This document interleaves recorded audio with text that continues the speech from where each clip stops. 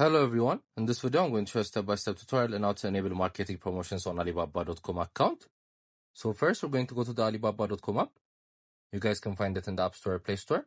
Then next you're going to click on My Alibaba.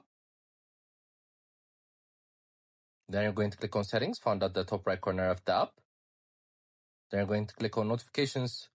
Then click on Email. Then there's the Marketing Promotions option. You're going to turn it on. So from now on, you're going to receive discounts, sales, and more on your email. It's such a helpful setting to stay up to date with the new offers and sales. So make sure to turn it on.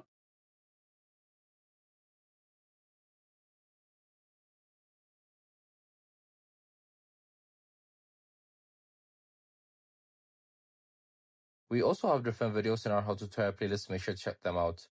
I hope you guys liked this video. Subscribe for more, like for more, share for more. I hope to see you again. Goodbye.